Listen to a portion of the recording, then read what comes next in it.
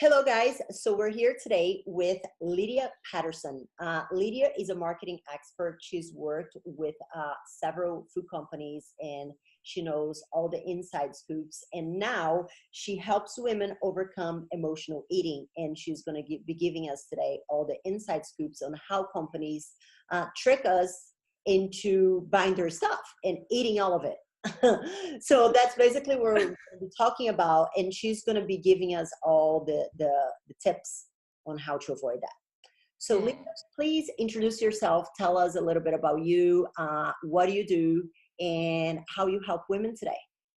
Okay, well, my background is in market research, and so I've spent about 25 years helping brands make products more appealing by appealing to your emotions. And so like 25 years ago when I started, we would spend I would spend time with brands like Coke. I've worked in pretty much every aisle in the supermarket, helping brands be more appealing. And when I started to think about the obesity epidemic that we have today, basically for me, it's pretty clear that the reason that we're in the state we're in is because of me and because of the efforts of marketing. We've been so successful. So. And I think, they say 95% of diets fail and they don't go beyond like 2 years. And I think the reason that is because diets just swap out food. They don't actually help with the diet mentality and the emotional reasons why people eat. And that's been my job, is making people eat based on emotional drivers. Yeah. So I would spend hours in in-depth interviews just trying to find out why you're eating that chocolate and how I could get you to eat more. But now I can spend the time finding out why you're eating that chocolate and getting you to eat a little less. So now you're on the good guy side. I'm on the good guy side. But, it's not so much good and bad, because food is neutral. It's really the way we think about it. So, you can still have chocolate. And I actually think, it's probably a good thing to be able to have a piece of chocolate, dark chocolate at the end of the day and not have a problem with it. It's our mind that's the issue. And when we start to manage our mind and act like adults around food, we can we can really get control of ourselves. And that's really what I'm offering is an emotional solution to an emotional problem. Okay. So let me ask you a question. So from your experience, what are the top 3 techniques companies use to get us to overconsume their food? Oh yeah, there's 3. There's the first one is, I would say, is to appeal to our emotions. So all advertising is based on an emotional driver. That's why when you look at a packet of Doritos, they don't show you the Doritos. They show you the color, the bright colors, and they're offering you typically, like for Doritos, it's stimulation. So when you go for a packet of Doritos, typically what you're looking for is you're bored. It's late in the evening, you're feeling bored with everything, and you want something to pick up your life. Now, going to food for all of these needs is a big problem. Yeah. Because what I find when I talk to women is like 90% of their joy is coming from food, some women. Yeah. Like when you say, where are you getting your excitement from? It's coming from Doritos. Where are you getting your comfort from? It's coming from chocolate. So basically I'm trying to break that link between an emotional need and going to food every time for every single emotion. Okay.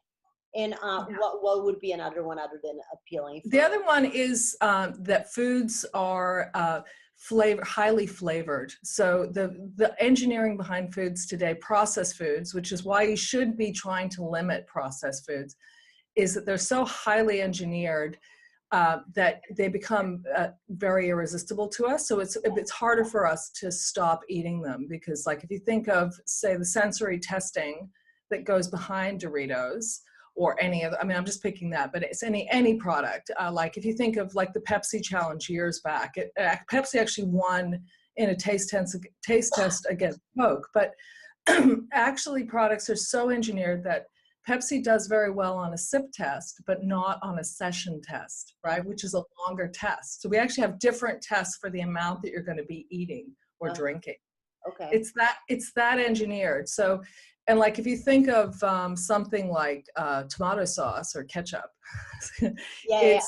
it's got a bliss point. It actually has something that's called a bliss point, which is the perfect balance of salty and sweet. Yeah. And that's why it's such a dangerous food, is that it's both packed with sodium and equally packed with sugar, and it makes things more palatable. And sugar has that thing about making things more palatable. So you couldn't sit and eat a block of fat, but you can sit and eat a block of chocolate, which essentially is a block of fat. Yeah. So that's the second way that foods are really highly engineered to make it very hard for you to resist. And, you know, I mean, there's nothing wrong with that. I mean, from the food marketers company, if you don't do that, from their perspective, they're going to be out of business. Yeah. So we just have to learn ways of managing ourselves so that we don't respond all the time to these things. Yeah, but at the same time, like, for example, I feel like whenever you deprive yourself for these things, they're like highly available in our surroundings. Then whenever you do have, you tend to binge. So I feel like the happy medium is somewhere in the middle, as obvious as this might sound, like, because I noticed even I competed for a very long time in bodybuilding competitions where you have very, very restrictive eating. And every time that I came off that style of dieting, I would binge because I was allowed. Yeah. And that's got to do with managing your mind. So when you notice that you're resisting an urge to eat, that's the worst thing you can do, because it's like trying to push a beach ball underwater. It will spring back up, right? Because your mind knows that you're just saying, don't think that, but you're not looking at the actual thought behind it and the actual conditioning behind it. And when you look at that and you allow the urge and you say to your brain, look, we're going to be having chocolate, but chocolate time is late in the day, or I'm going to eat on these rules. And so essentially, I guess the biggest tool that you can use in any of these situations is using your rational brain, which is your prefrontal cortex, which is that's your thinking brain, your planning brain. That's the thing that makes you human. And not relying on the limbic brain, which is the animal brain, which is driving all your urges, right? So what you're going to be doing over time is learning to train yourself, and anybody who's as fit as you will have done this, you would have done this naturally, is you would train your brain over time to say, look, we're not going to respond to this urge. What we're going to do is, I know that you want the chocolate, we'll have it at this time, and that's what we're doing from here on in. And this is called, in my world, that would be called a structured flexibility. When you're allowed to have it, but you just allow yourself to have it. Okay, I want to have it, but I will have it towards the end of the day, after lunch, after, I don't know, dinner or whatever it is. That's right. And also anybody who works out a lot and has a high level of health has developed a very strong relationship with themselves. So that means that you strongly control what you do. You have an adult relationship with yourself. You're not screaming and shouting every time you try to put a constraint on, and then you don't follow through. You actually have a thing, which is, I follow my word to myself. So if I'm going to work out today, I work out every day when I say I am. Yeah. And that's a muscle that can be developed. And a lot of people don't realize that that's something that you can change from. I was never an exerciser, and now I walk every day. And it's a commitment I made to myself, and I've developed that muscle that all athletes have, which is follow through. And it's planning. It's using your human brain to plan on what you're going to do, and not your urge brain, which is like lie in bed. It's to think about what you want the most opposed to what you want now, basically. That's right. Yeah. And that is the thing is with the human brain, it has three inherent drivers, which are ancient, which come from, our evolution, which is to seek pleasure, avoid pain, and to conserve energy, which worked when we were in the wild. And that's the motivational triad. And now they're working against us, because what we're basically doing is, if we followed, we don't need to conserve energy now. We've got, we're perfect. We need to expend energy to be healthy. If we sought pleasure every second of the day, which many people do when they come into coaching with me, I find that, it's just constant chain of pleasure and comfort seeking. You end up on the couch watching Netflix, shopping online, and snacking. So that shopping online talks to my soul right now. Okay, it's a little fun. So we could just close this question. And is there a third thing a third technique that you would say that companies use to trick us? What would be the third? The third one is when you actually, it's something to do with your like your hormonal levels. And basically what that is when you use a food that's sugary or highly processed, like a flour or sugar, when you have a refined food, it'll give you an insulin spike. And this is the one thing that I do think that's a biological part of the whole piece, which is if you're having processed foods, you'll have an insulin spike. Even if you have a full meal and you're hungry 45 minutes later, you know that you have had an insulin spike, your blood sugar has dropped, and you're hungry again, even though you've eaten plenty. So as long as you're eating a refined food, you'll be constantly looking for that more food. Like I've had people come to me and say, but I'm hungry all the time. And you gotta go, well, if you're hungry all the time, let's have a look at the component of what you're eating. If it's processed, and that's anything that's flour or sugar, really. But this would be mostly for people who eat in like high amounts and it's like a repetitive kind of thing, wouldn't it? Like, would it You'd be surprised by the fact that, when I talk to people, they never let themselves get hungry. Some people are at the point where they never experience a physical hunger. And that's not uncommon. So if you're, someone's listening to this and they think, oh, I feel like a freak, that's perfectly normal. Many people have never felt stomach-based hunger in a very, very long time because they start with breakfast, then they have a big latte, then they have a little something someone brings into work. They never get hungry. That comes from like the mentality that you have to eat every few hours to spike your metabolism, which we all know that it's not necessarily true. It's an old idea. So people think they have to be constantly feeding themselves. And it's funny, as a coach as well, my girls are like, whenever they're in a caloric deficit, they're like, I'm hungry. I'm like, good, suck it up. Yeah.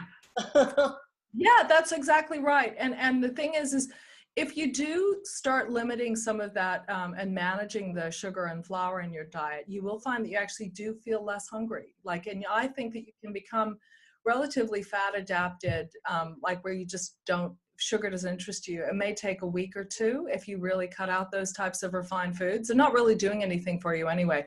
And that will give you a little bit of a boost. But you're right. You should be able to sustain a moderate level of hunger. And that's your body eating all the food that you've stored up. Most of us have plenty of meals stacked up on us. We're dining in. Yeah. Just dine in. Yep. That says it's working. But if you do have a lot of that craving, I would say really do try, just for a few weeks, try to cut out flour and sugar completely. And that's any kind of flour. For some people, they can get away with wholemeal. But if you just try missing out on the breads and things like that for a while, you may find that it makes it so much easier for you. And it's slowly reintroduced at a later date. Would that be your suggestion? I think some people are very sensitive to anything. That it really is very individual, and this is part of becoming an adult and having a relationship with what you're going to eat and deciding what works for you, and not just following a template for every single thing. Like somebody can give you great advice, and if it works for you, that's wonderful. And most of the advice out there is fantastic. But I found that there is actually individual differences between. Some people can have a bit of wholemeal flour. I actually think it's such a wonderful thing to try and avoid refined things. But I don't know what do you advise your people?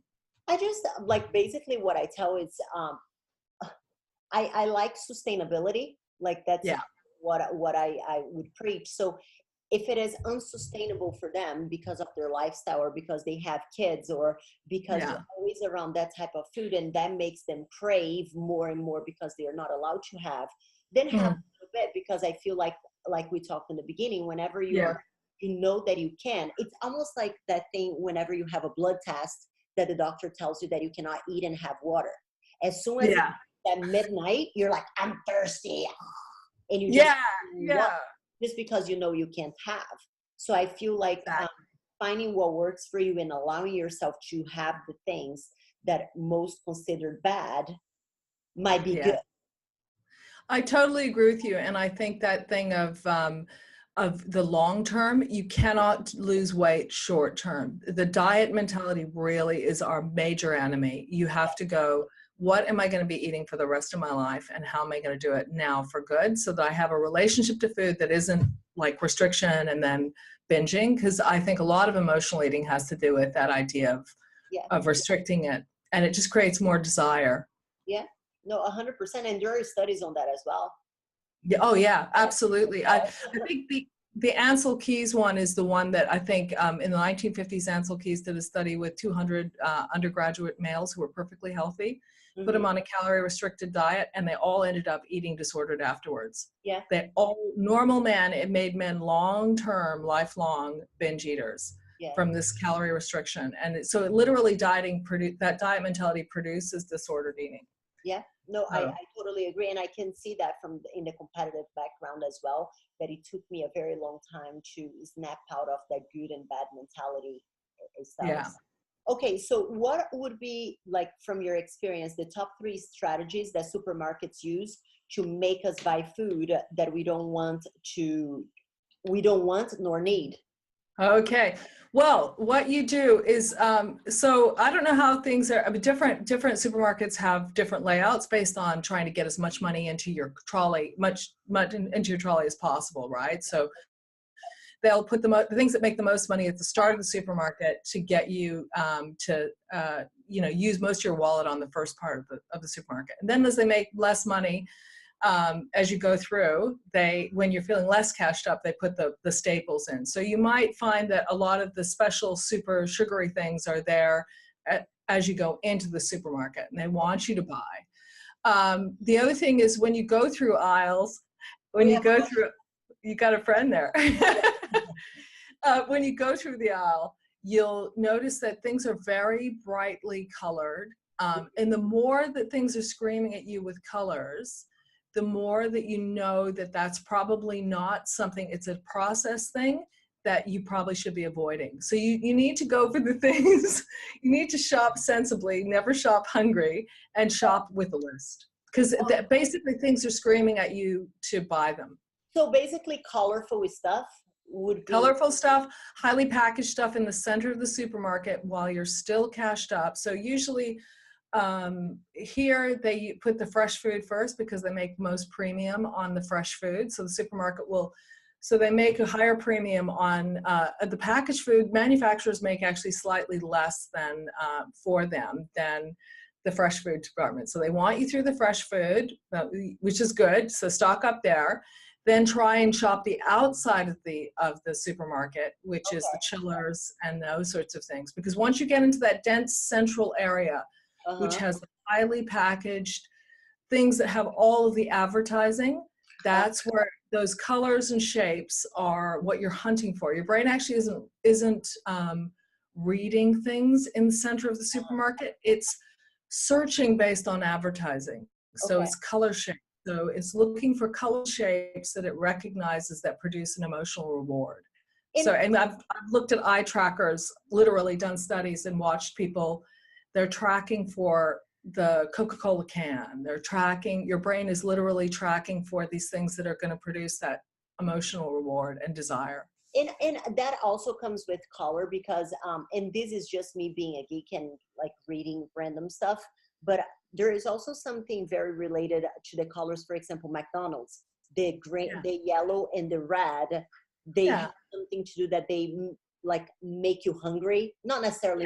Red is in nature, red is for like fruit and for this thing that's a limited reward. So like if you see something in nature, we would have had that once or twice a year, where we had this fruit that we had available, and it's important for us to eat it up because it has antioxidants, it has all these adaptive things. So red is a color in marketing that's used to drive hunger and drive that. And also it is the shape, like when we think of items, we're actually literally just looking for this, it's like a code for this reward. So we're really relying, because when you're shopping, you're kind of like, you're like in a daze. You're just like listening to the music and you're just like, no. And it's designed to get you into this kind of state where you're just unconsciously looking for things. It's literally, there's no question about that. That is actually what's going on. Yeah, and also another thing that I noticed is like placing things whenever you're turning around, like the aisle. Yeah, the ends of, Yeah, the ends are actually premium. The aisle ends are premium, and that's where you get your specialing. And also, people pay more for the center of the shelf. So Uh-huh. the placement on it, you know, all that territory is priced and bought Okay. based on the positioning, you know, based on the positioning the marketer wants. So the Okay. company wants. So the center stuff is the most popular stuff. Higher shelf placement or lower shelf placement is less popular and Okay. costs less for them. So you have to be aware that it is actually, you know, it's a marketplace that's being fought out for what they're going to get from you. And also, you know, they price accordingly. So they price for volume. So they want you to buy more. They'll use different strategies to get you to buy more when they're in there. It just makes sense from their perspective. They want Like to stay in business. the 2-for-1, like the 2-for-1 Yeah. always gets me, even though if I buy one, it's the same price as if I just, you know what I mean? And then there I am. I'm like, why am I taking two? I don't Why are you need taking two? I know. It's getting very developed now where if you have a loyalty card, they may offer you specials on your phone based on your own price sensitivity. So if they know you're a bargain shopper, they may offer you on your loyalty card a better price. But I may not get that price because they know I'm not a price shopper. Oh, So it's very, very sophisticated now. it is. It's not, yeah. And so I think you already answered the next question I'm reading here. Do you think there is a correlation with the increase of obesity in food marketing, and why? Yeah. For me, I think it's everything. I don't think I think it's the only reason. I think that the rise of marketing and manufacturing since the war has basically, because if you think of the 50s, 10% of us were overweight, and now it's like nearly 70 overweight or obese. And now the increasing thing, and they project that to go up another 10% in the next decade. And the funny thing is that if you look, like people try to blame separate macronutrients. Oh, it's because carbs. Oh, it's because this. But if you look at it, like look at a country like Italy. Italy is one of the biggest consumers of carbohydrates. And it's one of the lowest country in the rate of obesity. And the United States has declined the amount of carbs that it consumes, yet it is the fattest country in the world. Yeah, that's right. And you know why that is because they have an intact food culture and they obey their food culture. I lived in France and I never saw in my entire life a single member of my French family, I was married to a Frenchman, and ever go to the fridge and put food to their mouth outside of a mealtime. I've never seen anybody snack in my French family, ever. Yeah. Like they would never snack. And they eat foods that most of the meals would resemble what what my mother-in-law made was basically what her mother would make. Yeah. Like they have not succumbed to the marketing. I mean, they're now changing, but for most families in France that are sort of middle-class, well-off families, they're still eating how they ate before.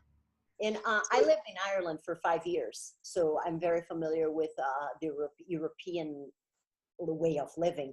And one big difference, I moved from the US to Europe. A big thing that I noticed was the size of portions. Oh yeah. It's substantially smaller. Like I know. It's crazy. Like if you look at in France, you look at a yogurt, it's almost half the size, maybe even less. And you get like little bottles of yogurt, Petit Suisse, which is, you know, it looks just like it looks laughable, but that's a full serve. You know, so. Yeah, I think that'll probably be another big player as well. So based on this, how do you think we're talked about all the bad sides, but now how can we help people? How can we rewire our brains to stop the emotional buying, eating influenced by marketing? What would be your top strategies? Well, look, the first thing is just to remember that thing about using our planning and deciding how we're going to eat. And then working towards that, because it actually takes a long time to recover. If you're a person who's been eating, you know, kind of as marketing dictates or just as the market dictates, you're going to be eating all the time. So it's a big task. But the first thing you need to do is say, look, how do I really want to eat for the rest of my life? The first big tip for anybody is meals. Just go with a meal. Just start with meals, something healthy. that's grown in nature, and stick to those meals. Give yourself permission to eat. For a lot of women, the permission to eat is like, they do debit credit kind of food relationship, where they're the good thing, then they have a bad thing, then they have a good thing, then they have a bad thing. Just break back into meals, plan in advance. And then as you have that plan, I would plan every day. I still plan in advance every day when I'm going to eat. And I try to stick to that plan 100%. You know, there's sometimes I can't do it, but like if I travel, I take my food with me, because I don't let myself be in a situation where I'm going to be dictated by what's in the food court at an airport. Yeah. I know that there's a few places that have healthy whole food at the airport where I can buy food, and I buy things. I actually take them with me when I travel. I'll take food because I hate that thing of being, you know, hungry. So planning in advance is the first one, I would say. The second one would be to really look at some of the things that are driving the craving, and the thinking and feeling that you're having around that. Really look at what's driving those urges to eat, and manage them, you know, in a conscious way. You know what's funny that you're saying that? The other day I was listening to a podcast. It was with a guy talking about habits. And one of the things that he says is that 5 minutes before something happens, whatever you do those 5 minutes before decides the next 2 or 3 hours of your day. And that's how habits are created. So for example, let's say if I wake up in the morning and I get ready to go to the gym straight away, I know I'm going to the gym. But if I don't get ready to the gym at that specific time, chances are I'm not going to make it to the gym. So, that's right.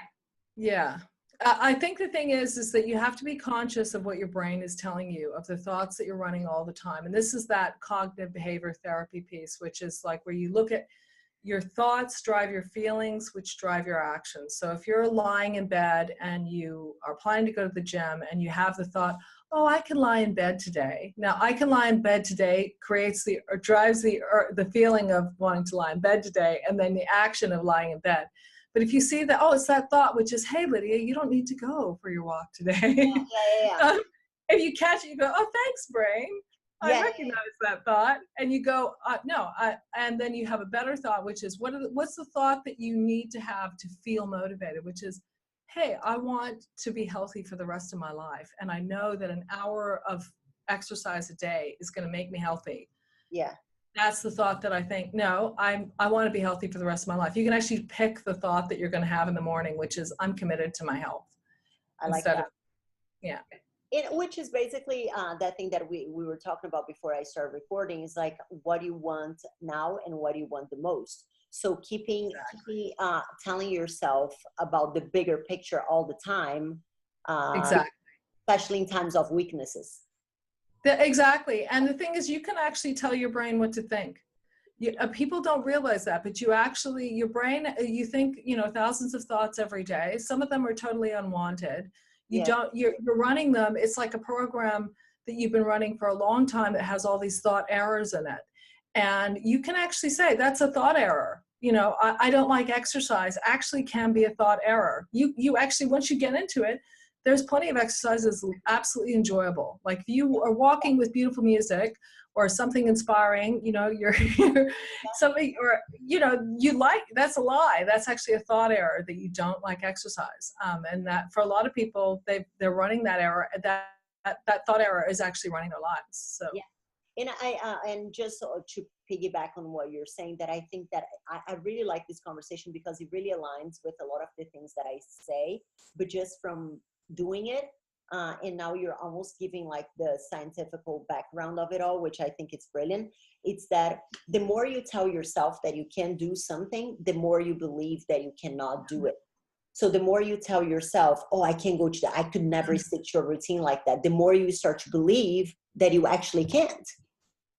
That's right. That's all it is. It's just the thought. Like there's literally no difference between one person and the next person. We're all given the same body, the same brain.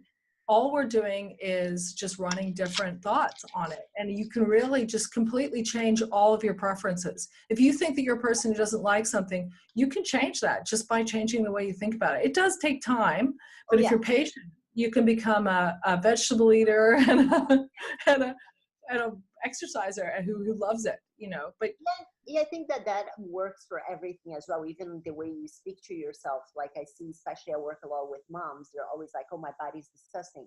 My body's disgusting. My yeah, body's disgusting." The more they tell, the more they believe, and it just becomes that yeah. cycle of negativity. Oh, exactly. And there's no reason to think your body's disgusting. I Yeah, mean, I don't particularly focus on weight loss. Because I focus on overeating, and you can achieve any result you want. If you want to lose weight, you want to have a really lean body, fantastic. If you want to just stop binge eating and the shame around binge eating, that's great too. But I think shame about your body and there's no need to feel bad about your body, whatever size it is, because yeah, it won't get you anywhere, because shame just drives more binging. yeah. Shameful thinking, you cannot create a positive result from a negative thought. And you just can't. It doesn't work on the math. So when you do cognitive behavior therapy, which is the kind of the gold standard for psychology today, Yeah. there's different schools of it, but it really is the thought that produces the action that produces your result, right? So there's a thought, think, feel, act cycle that goes on. And if you're thinking something negative, your brain knows it. And it feels shame, and then it rebels, right? So there's no way it's going to work. And So what you would can be your tip to kind of overcome that? Like, is there anything else other than telling to yourself? just to catch yourself when you're saying something negative about your body, because Okay. you can't shame yourself. You can't shame yourself into long-term success. Yeah. So when you catch yourself, just really, it's about deciding that you feel good about the way you look. It's that simple. Like it's just going, I decide I like myself. One way is to think, would you think this about a friend? Would you say this about a friend? Would you say this to someone you loved? And you should try and love yourself, like it's a choice. You Yeah. have that choice. And nobody else can tell you how to feel about yourself. So It's funny that recently I made a post, and one of the things that I said in the post is like, imagine your daughter came up to you. I have a daughter. yeah, My daughter came up to me and she's like, "Oh my God, mommy, I am disgusting. How would you?" yeah, And that's not a nice thing to hear. So no, I love the things that you're saying, actually. yeah. And what would be some of your tips to help create healthy habits? Well, the first thing is to plan. Really, it's always about a plan, and then just being really positive towards whatever steps you take that get you closer to what you want to do long term, and also being in no rush, because it took you a long time to get here. And it is a bit like planting a seed and then kind of going out of the garden the next day and going, oh, it isn't it isn't a flower yet. Okay. You want to plan for the long term, and be encouraging towards anything that you get, any time that you get closer to what you want to do. So, on your first day, if you're planning meals and then you fall off the wagon mid-afternoon, just look at exactly what happened on that specific occasion that made you go to the fridge or go, eat that thing, and look at specifically what's going on, and be like it's like if you get a guy in to you got a leak in your roof. When you fail, or when the roof fails, or when it's raining, that's when you see where the leaks are, right? So it's actually a positive thing at the start. When you have problems with your sticking to your plan, it's like, well, see, I've got a leak over here. I tried my new plan, but I actually find in the afternoon I have this thought that goes, I deserve a reward or whatever. That's the problem. And then you look at that thought and you go, okay, right. So maybe I deserve to treat myself better. Uh-huh. You work on another thought that's going to help you get through that day. So it's a process of, over time, planning what you're going to do, planning to follow through your plan, and then looking at the specific points where you're having problems, and then troubleshooting for each of them. It's not a quick fix. It's something that I think that you have to develop over time. And I'm sure that you have to be very objective as well with, yeah, like, and not live on denial. So you have to be very objective and find what triggers you to exactly follow up with certain type of behavior. Exactly. It really is like this whole thing of mindfulness. It's a mindfulness practice. It's slowing it down, because for some people who are emotional eaters, they don't even notice that they've eaten the cake till after they've eaten it. Like they're so unconscious, and that's pretty normal. Like, I want to really let the shame go away from that, because there's plenty of people out there who finished a bag of Doritos or a bag of whatever, and they didn't realize it. Like, it's funny that you say that, because and this is why I found it so interesting whenever I heard about your work, because I have caught myself falling in the rabbit hole, which was like every night I was having a scoop of ice cream. Yeah. And then the scoop of ice cream just became part of my evening. Yeah. And then the scoop of ice cream became a bowl of ice cream. Yeah. Became 2 bowls of ice cream, and it just became that snowball. And then I was like, hold on a second, I have to stop that. So I stopped buying the ice cream. Yeah. Kind of like reset. Yeah, it's like that. You can use whatever tactic you want, but the most powerful tool is writing down what you're going to eat and then sticking to it, just as your diary every single day. Just sticking to it, because you're right. It's like there wouldn't be a problem if you'd had that 1 scoop. You could have just said, look, 1 scoop is it. I'm a 1 scoop girl, or 2 squares of chocolate. Many people do that. It's just that thing of following through exactly and not having the slide. Because and I've done that same thing too. I quit drinking, absolutely quit drinking, and then I sort of had a half a glass rule, and then I noticed I was sliding into a whole glass, just like in social settings, once a week I would have, and then I noticed, oh, it's getting to 2 glasses. What the heck? Yeah. And then going back and going, hey, brain, I see what you're doing there. We're going back to half a glass in social settings once a week. There you go. No, and it is very easy. And this is not saying that like you cannot have ice cream or that you cannot drink. But there are different people that have different triggers. And for me, it's the ice cream. I love ice cream. And I struggle to you don't want the drama? You don't want the drama, don't do it. But the idea is that you decide, and then you do what you said you were going to do. And that's about having that strong relationship with yourself, so that I treat things that I tell myself to do as important as if I was promising it to a kid or my boss or whatever. So, how do you feel about rewarding yourself for, like, for example? Absolutely not. I think that's my opinion.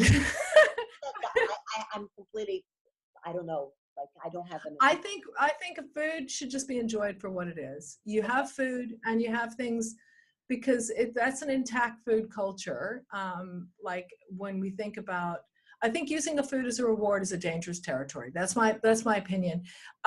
Because as a whole, reward as a whole. Oh, I stuck to my diet for a week. I'm going to give myself a pair of shoes. Oh, something else. Oh, sure. Oh, yeah, not food. Well, some people I think that's a good idea. Yeah, I think diversifying your joy and diversifying joy is a good thing. Like, like having other things. I think, but I just think associating food with an emotion beyond just nourishment and social kind of engagement is that's where we start getting into this thing where it gets a bit like, I want more and more. But, obviously it's what works for people. But I think, planning to say you're going to treat yourself with something, if you stick to it, I think that's perfectly fine. Yeah. And I think also trying to think of other ways to enjoy yourself, because most of the people, when they start having success with a food plan, they actually find they've got a lot of time on their hands when they stop emotional eating, and they actually have to find a hobby and things to do beyond Facebook. It's like they go, what am I going to do with all this time that I was obsessing about food? Yeah. And that's another thing that I find, 2 things that you said, that from the bodybuilding perspective, where you have that very regimented, every few hours you have to eat, and then you have a cheat meal that you look forward in the end of the week. And I noticed that especially the cheat meal was what created the binge eating behavior, because I was always looking for that one meal, and the one meal would become the whole day, and then you would become the whole weekend, and then you would just be a mess. Yeah, I mean, the thing is, I actually think for a while there, it's probably a good idea just to have pretty boring food and try to have an exciting life. Because the culture is so strongly marketed for food to be a reward. It meets every need. There's a food occasion all through the day. Like when I talk to clients, they say, how many occasions a day can we get into? Literally, they want to increase the number of occasions. They're not yeah, like a beverage drink manufacturer is going for share of throat. They're not just going for that. They want to have as much of your drinking as they possibly can. Yeah.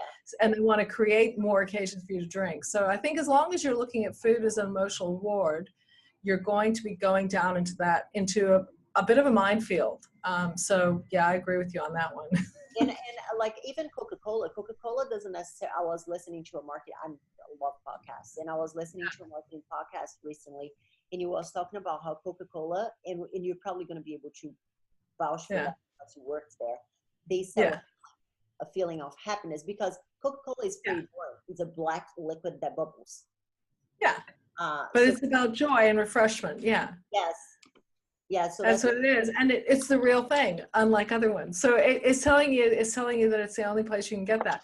But also Coca-Cola doesn't really these days, because of the pressure from us and the pressure for people, it doesn't really care if you drink Coca-Cola anymore because it has water, it has waters, it has soft drink, it has fruit juices and whatever. So when we change our preferences, businesses change. Okay. Yeah. From let's start to wrap up. This has been amazing.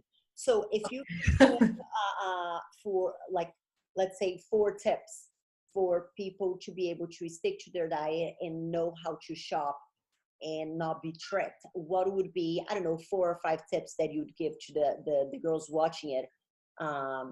What would be your 5 main tips that you give them? Okay, well, let's think. Okay, that's it. So the first one, obviously, I've talked about it. Use your prefrontal cortex, plan in advance. Decide how you're going to be eating and try, really try to follow through with that and be very kind to yourself at the same time. So this is a big, big task. You are not alone. It's normal to have these problems these days. It's more normal to be an overeater and be overweight and be emotional overeating than it is to not. We're talking 70% of people. So there's no shame. You're doing something heroic when you go out and try to change your eating. So you want to be kind to yourself and you want to play the long game, because the diet industry wants you to churn and come back into their diets over and over again. So you need a long-term solution that you can really live with. That would be. And let's say they go to the supermarket. We kind of touched a little bit on Don't go hungry. Don't go hungry. And plan what you're going to buy for actual meals that you are going to produce. Don't just go in there randomly and think, oh, I'll get some food for the week. Really sit down and plan, what am I going to eat this week? And realistically, based on, do most of your shopping early in the supermarket. And try and avoid the center aisles, because, really be strategic and try and, like, for me, I avoid whole parts of the supermarket. I've decided how I like to eat, and this whole area of the supermarket, I just never go in. There's aisles I just don't go down. There's just trouble down there, Don't want to go there. Well, it's like there's no food in there. There's some of these, there's very little food in those aisles. Oh, sometimes I just walk around in the supermarket because I have freedom. My husband has the kids, so I just go there and I walk. But I see what you're saying. And so shop around, don't go hungry. And have a list and then follow through with your plan. So really look at, and I think actually for some people, food prepping is not a bad idea. I'm not a food prepper myself, but I keep my food nice and simple, and I don't overcomplicate it. And you can have healthy food super quick. Anybody who says it's too much work to make healthy meals is kidding themselves. Stop that. Amen. I say that exact same thing. I mean, here in the US, you can literally buy bags of vegetables that you put in the microwave for 5 minutes and it's ready. I know. It's so silly. When people tell me that, I'm like going, yeah, right. I mean, it's just a habit, most people produce about 9 meals on their in rotation. You probably have 3 of those which are relatively healthy. You probably have 3 which are not so healthy, and you probably have 3 which are terrible. Just swap out, plan 9 meals that everybody in the family can like. Try and make some substitutions, and then just have a new rotation of 9 meals. You just bring in 3 slightly healthier meals and kill the worst ones, or have your, it's a simple one. I agree. And not to mention that having that list and Yeah. a meal prep plan of attack, Yeah. it's much more budget friendly as well. Oh, it is. It so is. And it doesn't have to be a fortune. I know that for some people, they feel that vegetables are, can be wasted and they have a hard time with it. I think the pre-cut and frozen they've said frozen is, is good or better than fresh sometimes. And frozen, you don't have any wastage. So if you're producing for a big family and you really want to put food, I always have frozen as a backup. So there's no, like you say, you just take it from the freezer, you stick it in the microwave and you've got a meal. Yeah. It's pretty easy. Yeah, no, I'm 100% with you. Well, thank you so much. Now tell us where people can find you and learn a little bit more about your work and how you can help them. Okay, well, you just go over to my website. It's Pattison, LPATTISON.com. And basically what I do is I work with women over the long term who are ready to stop emotional eating and emotional overeating. And that's basically, so I work with people one-to-one, and I generally work with women who have tried everything else, are really committed with working one-on-one with someone to solve the problem long-term. Once you start on meals and really dealing with emotions, people drop weight fast too. So if it's a weight loss thing, you can really lose weight pretty quickly once you get onto your brand, onto yourself, and you stop that overeating that happens, for a lot of people, almost every meal during the day and in between. So yeah, it's very empowering as well to have control over that, like to know that you control that and not the food controls you.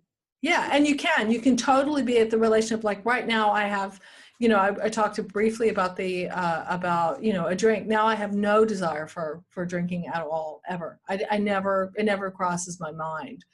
And you can have that relationship with anything that you choose. You can really it's kind of like, you can get over all of these, thought errors with a bit of practice. Yeah, and another thing, I know that, for example, smoking is a bit of an addiction, but like in a past life, I used to smoke socially, but then it just got to a point that I'm like, this is not healthy. This is not what I want for myself. And I just woke up one day and I tried to, I told myself that it was not the right thing to do, and I was able to stop. Obviously, it's not the case for most people, but knowing that I have that control, it's very empowering. Yeah, and you can make that with anything. Your brain really is completely plastic, meaning that it's completely malleable, and you can, with a bit of application, you can really change all of the way that you're eating now, and any of the problems you've had that you thought you never could change, that you've tried for years to change.